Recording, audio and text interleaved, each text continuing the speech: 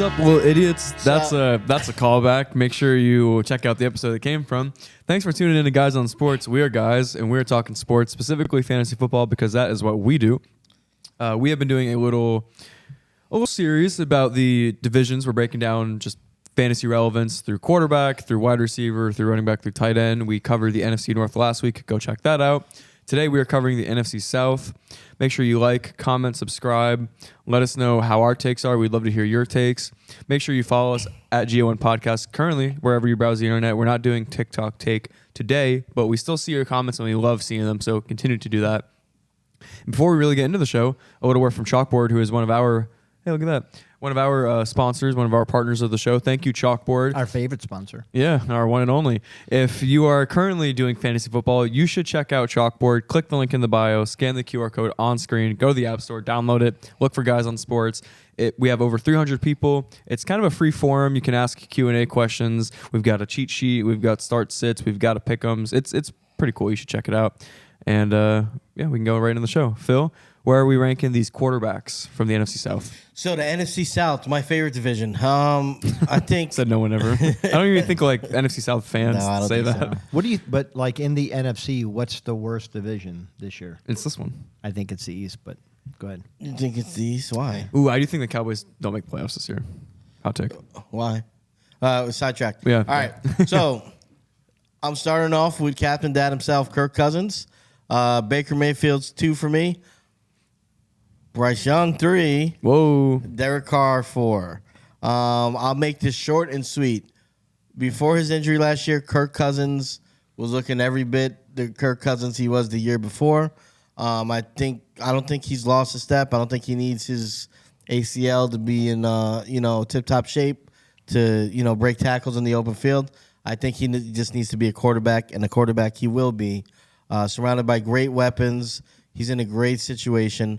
And there's just not a lot of competition at the position or high-end competition at the position in the division. Wow. Say that 3 times fast. All right. Baker Mayfield, I think, gives us another solid outing as a fantasy quarterback. He helped me win a championship last year in my Superflex League. He was a top 10 finisher, and I got him off the scrap heap. Bryce Young, I do think, takes a step forward here. They bring in Deontay Johnson. You still have the security blanket in Adam Thielen, and I think he's going to be better. I think he has a better coach now, and he kind of got the rookie jitters out. And unfortunately, Derek Carr, while I do think he will produce probably more than Bryce Young while he is playing, I do think there's a chance that maybe he's not playing the whole season. I got that little tidbit from my friend Zach over there. But, yeah, that's how I see it. I mean, Cousins is number 1. Mayfield will be 2. And then it's kind of a toss-up. I'm going with the young gun at 3. Nice. All right. I'm going to push back a little bit. I do agree Cousins is the clear number 1.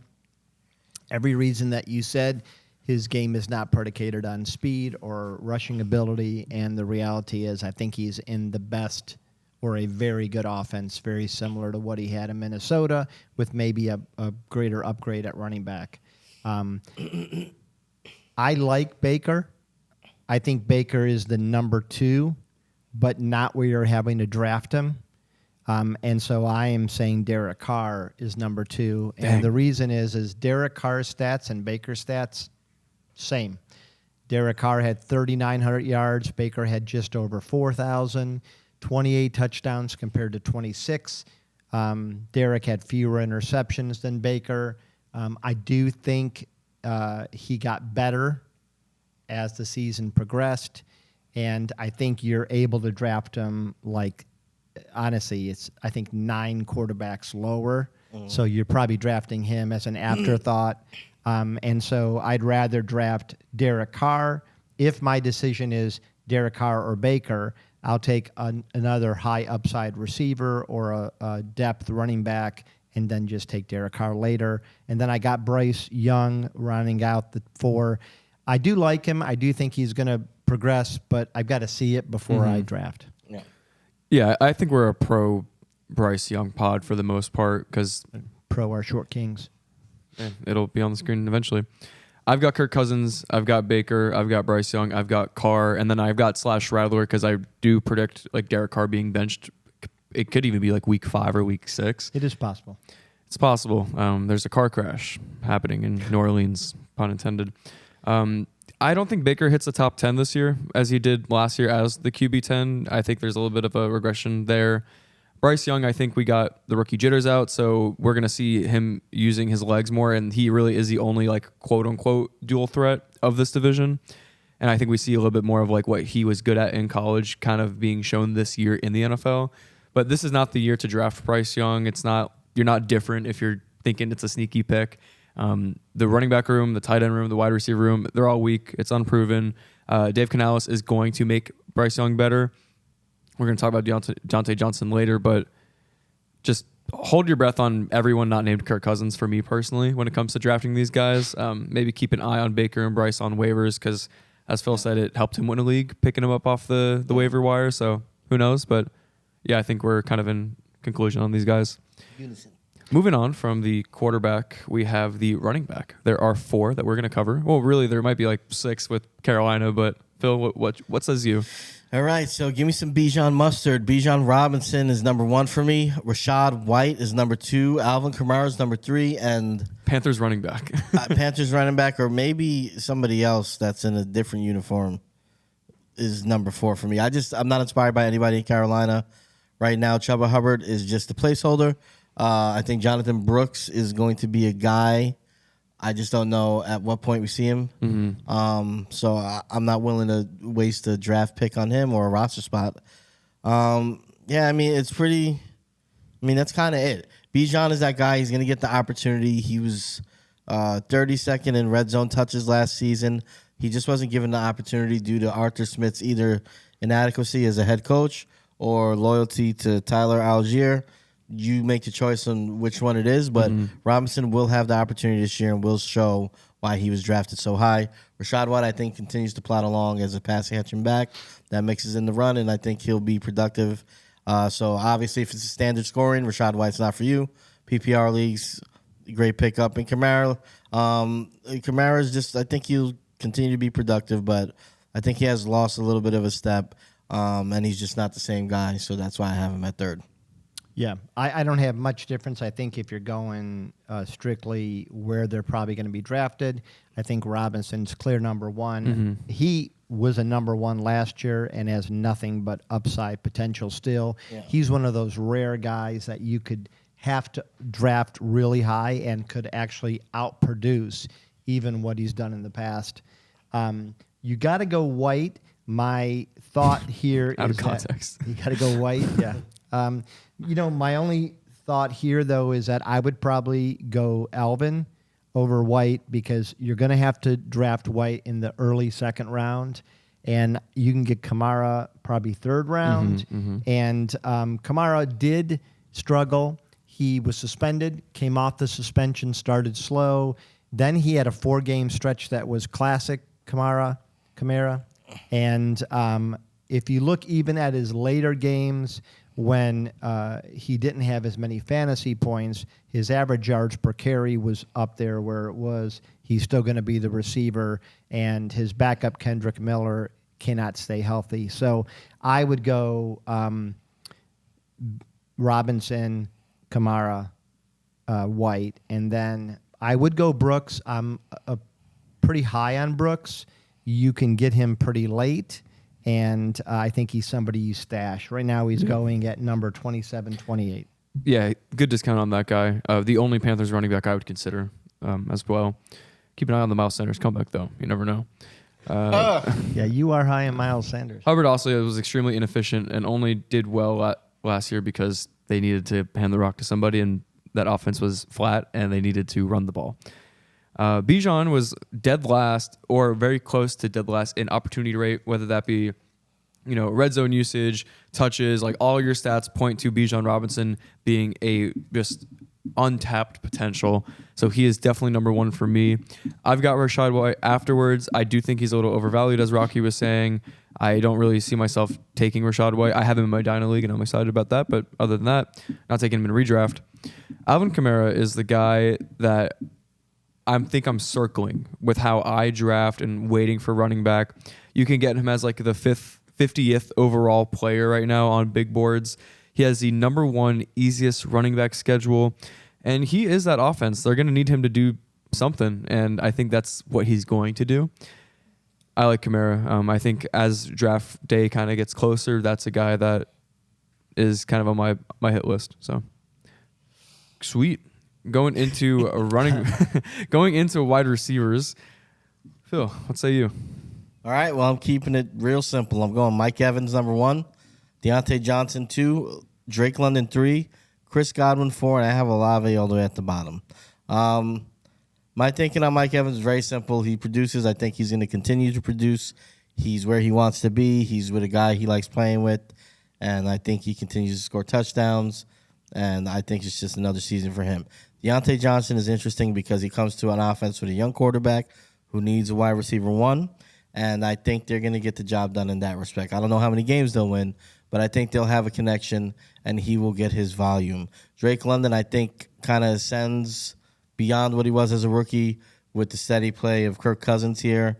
I expect more touchdowns, and I expect him to kind of be a major part of the game plan and actually have a quarterback that can execute that game plan. Chris Godwin, I have him above Olave here because I just think he's more consistent. He's going to get a buttload of targets, and they're going to put him at slot Full time, so they say. And I think he is better there, working in the middle of the field. And I think we'll see a Godwin that we've seen, maybe 3-4 years ago before the big leg injury. And for where you're getting him in the draft, I think it's great. Olave, my only issue with him is I've had him on my rosters for a couple of years. He disappears sometimes. I think the talent's there, so I don't know if it's him. I don't know if it's the coaching staff. I don't know if it's the quarterbacks. Yeah. And I don't know what's gonna, to your point, what's gonna happen at that position this season. So yeah, Olave is not a guy I hate to have. It's just I'm unsure of him, especially when his running back is out targeting him. Mm-hmm. Yeah, that's alarming. Yeah, I think I have Mike Evans number 1. In fact, right now you can draft ADP for Mike Evans is below that of both Chris Olave and Drake London, which is shocking to me. I think your value pick is my number 2, and that's Deontay Johnson. This conference, this division is playing the AFC North, so they're playing the Steelers, the Bengals, the Ravens, that's the Browns, tough. All that have great cornerbacks. Mm-hmm. However, of these receivers, the only one that knows this conference inside and out is Deontay Johnson. Ooh, that's a good point. He does know how to kind of get open and kind of like where the angles are for on these cornerbacks. And I think that he's in an improved Carolina offense that I kind of like, to be honest. I went Olave 3rd, and then I go London, and then I go Godwin. I have got to see Godwin. Maybe he improves back to what he was in the slot.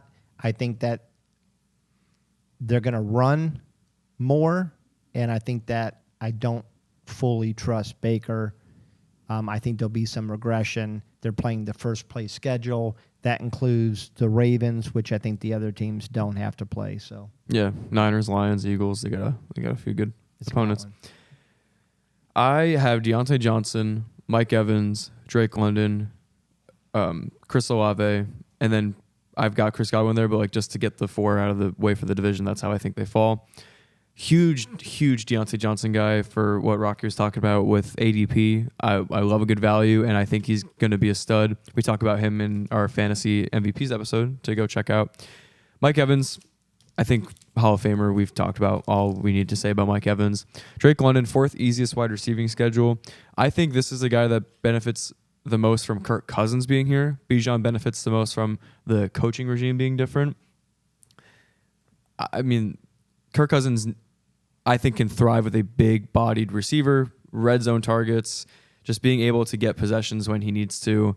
I do like Drake London. I don't love the ADP on it, though.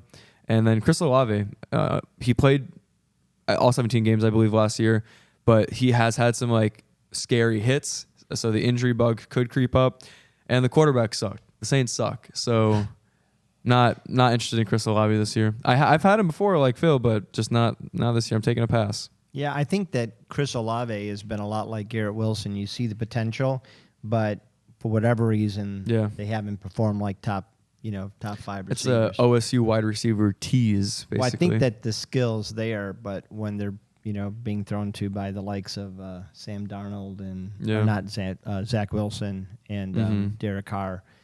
Derek Carr did build more of a connection to Olave as the season got further. After the bye week, there was an 89% catch rate. I think some of those big hits were when they were kind of learning each other and learning. Yeah, he gets laid the fuck out. Let me learn you, bro. Let me learn you, bro. Yeah. Alrighty, tight end. So we are picking the tight end that you should draft, the one that we think is going to perform the best. I think this might be a little chalk, but you can be correct when going chalk, and I think that's what we do on the show when we have to be chalk. So, Phil, who are you taking? Kyle Pitts. Yep. Rocky? Yeah, I don't know that there's another one in this conference. Yeah. I'm like I think we were saying, we're trying to make the case for a couple other ones, but you're just making a case. Kyle Pitts is the clear choice. Yeah. Really wanted to make a case for K. Otten. I could not. I wouldn't disclaimer. I would not draft any of these tight ends personally, but Kyle Pitts would be the one if I had to take one. So, and we don't need to. The Kyle Pitts train has been talked about. Yeah. All right. So now we're gonna go into the division predictions. First, second, third, fourth. Four's yours. Okay, so NFC South, here's how I see it shaking out. We're going to go with the Atlanta Falcons winning the division. I have the Bucs right behind them. I have a young, scrappy Carolina Panthers with no running back coming in third. And then the Saints in fourth because they're probably just going to crash and burn. I think the coach, along with the quarterback, are on their way out, and it's time for them to rebuild. Yeah. I mean, this is a very this division is playing some real tough competition. They are. So it's going to be interesting because I do think that the team that wins could have a 10-7, 9-8 record. But I do have the Falcons 1. I have the Buccaneers 2. And then Carolina and New Orleans, it's kind of like whoever catches the most luck, whoever has the fewest injuries. I think they could be 3 or 4, flip them. But right now I do have the Panthers slightly above the Saints. Yeah, my NFC South predictions, I have the Falcons winning that division, probably by a few games, to be honest. I have the Bucs probably missing the playoffs at second. I've got the Panthers doing a little bit better with the hope of Bryce Young doing good or better. And I've got the Saints at fourth because dumpster fire, car crash, implosion of a season the Saints will have is expected to be the fourth place. That is the show. Thank you for tuning in. Make sure to comment, like, subscribe. We'll see you on the next episode where we cover potentially the NFC East. We've got some more divisions to go through. Check out our old episodes. We've got a lot of fun stuff, and we would love to see you on Chalkboard. Ask us some questions. We would definitely answer them for you, and we will see you on the next one. Peace. See ya.